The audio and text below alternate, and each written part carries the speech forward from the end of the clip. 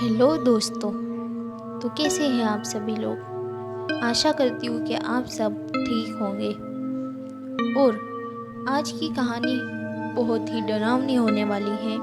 इससे पहले कि आप आगे शुरू करें, आप अपने हेडफोन भरा लीजिए और मेरे चैनल पर नए हो तो चैनल को सब्सक्राइब कीजिए, वीडियो को लाइक कीजिए और बेल आइकन दबाना ना भूलें। तो बात उन दिनों की है जब मैं कॉलेज का स्टूडेंट था। अपने कॉलेज की ओर से हम सभी कैंप के लिए एक जंगल में गए थे। हल्की ठंडी थी। रात में हम सब पूरी रात कैंप फायर के साथ डांस करने, गाने आदि का प्रोग्राम तय किया। मुझे और सभी साथियों को कैंप फायर के लिए लड़कियां इकट्ठी करने का भार सौंपा गया। मैं निकला तो सबके साथ ही, लेकिन जंगल के प्राकृतिक सौंदर्य में भटकता हुआ अकेले बहुत दूर कहीं निकल गया। अचानक आसमान बादलों से भर गया और गरज के साथ बारिश होने लगी। बादलों के लगातार गरजने से मैंने पेड़ के नीचे खड़ा रहना मुनासिब न समझा। आसपास किसी घर की तलाश में एक दिशा में भागने लगा। मुझे कुछ ही देरी पर एक लाल ईंटों से बनी शानदार बिल्डिंग नजर आई।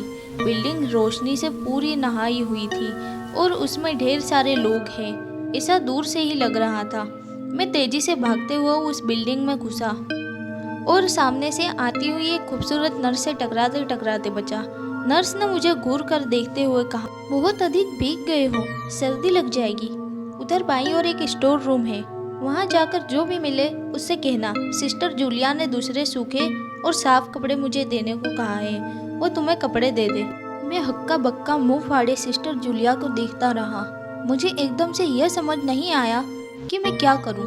मेरी स्थिति देखकर सिस्टर जूलिया खिलखिलाकर हंस पड़ी और बोली, पहले तो तुम अपना मुंह बंद करो, वरना मुंह में मच्छर घुस जाएंगे, और अब जाकर वैसा ही करो जैसा मैंने कहा है। मैं हल्के से हाँ में सर हिलाकर सिस्टर की बताई दिशा में जाने को मुड़ गया।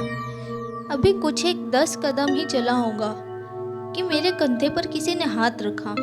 मैं चौंक गया, पीछे मुड़ा और अपने सामने आर्मी की वर्दी में एक युवक को खड़ा मुस्कुराता पाया। मेरे चेहरे पर आश्चर्य का बादल अपना घर बना चुका था, जिसे देखते ही उस युवक को हंसी आ गई। उसने धीमे किंतु दृढ़ स्वर में कहा, मैं कैप्टन विनोद हूँ और यह हमारे देश की आर्मी का हॉस्पिटल है। कैप्टन विनोद की बातों ने मुझे आश्वस्त किया। मैं अब धीरे धीरे सामान्य हो गया और मैंने कैप्टन विनोद को सिस्टर जूलिया की कही बातें बताई। सुनकर कैप्टन विनोद के चेहरे पर रहस्यमयी मुस्कान फैल गई और वे बोले, तो आप सिस्टर जूलिया से भी मिल चुके? जी, क्या मतलब है आपका? कुछ नहीं, चलो मैं तुम्हें सूखे कपड़े दे देता हूँ, चेंज कर लो, नहीं तो सच में सर्दी लग जाएगी। और मैं कैप्टन विनोद के पीछे पीछे एक बड़े से कमरे में पहुँच गया। कमरे में चारों ओर हरे रंग के पर्दे लगे हुए थे। एक और एक बड़ा सा बेड पड़ा हुआ था और उसके सामने एक सोफा था। बीच में एक टेबल था, उस पर 1 या 2 पत्रिकाएं पड़ी हुई थी। कमरे के एक कोने में एक बड़ी सी अलमारी थी, जिसमें से कैप्टन विनोद ने एक आसमानी रंग का कुर्ता पायजामा निकालकर मुझे दे दिया और बाथरूम की ओर इशारा किया। मैं बाथरूम से कपड़े चेंज कर कर जैसे ही निकलने लगा, मेरी नज़र बाथरूम की एक दीवार पर पड़ी। वह खून के छींटों से भरी हुई थी। यह देखकर मैं घबरा गया और जल्दी से बाहर निकलने को मुड़ा कि बाथरूम में लगे आईने में खुद को ही देखकर चौंक गया। आईने में मेरा पूरा शरीर तो नजर आ रहा था, लेकिन मेरे शरीर पर से मेरा सर गायब था। अब मुझे डर लगने लगा और मैं हड़बड़ाकर बाथरूम से निकल गया। मुझे इस तरह बाहर निकलते देख कैप्टन विनोद ने हंसकर पूछा, क्या हुआ? अरे हाँ, तुमने तो अब तक मुझे अपना नाम ही नहीं बताया। कहाँ जाओगे? बाहर बहुत तेज बारिश हो रही है। लेकिन तुम जाना क्यों चाहते हो, ये मैं समझ नहीं पा रहा हूँ। वैसे भी तुम अपने साथियों से काफ़ी आगे निकल आए हो, वहाँ तक तुम अब चलते हुए शायद पहुँच ना पाओ। कैप्टन विनोद के स्वर में जाने कैसी आश्वस्तता थी। मैं जाकर उनके बगल में बैठ गया।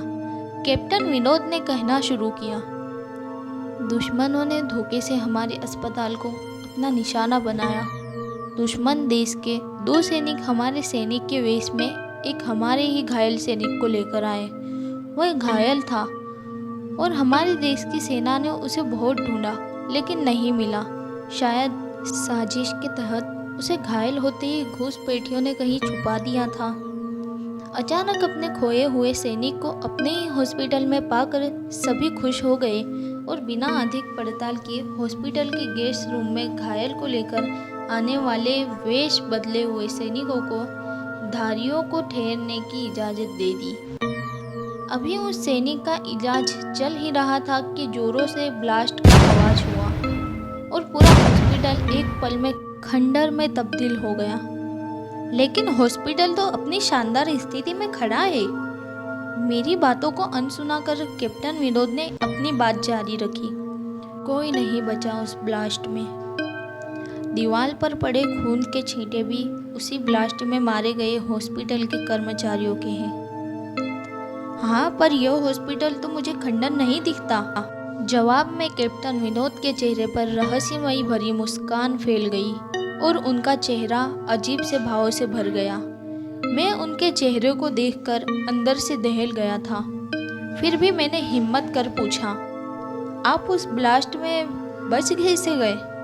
सुनते ही कैप्टन विनोद ठहाका लगाकर हंस पड़े और मुझ पर एक भरपूर नज़र डालते हुए कहा, यह कहानी आज से मात्र 10 वर्ष पहले की है और मैं तो आज से 50 वर्ष पहले मर चुका हूँ।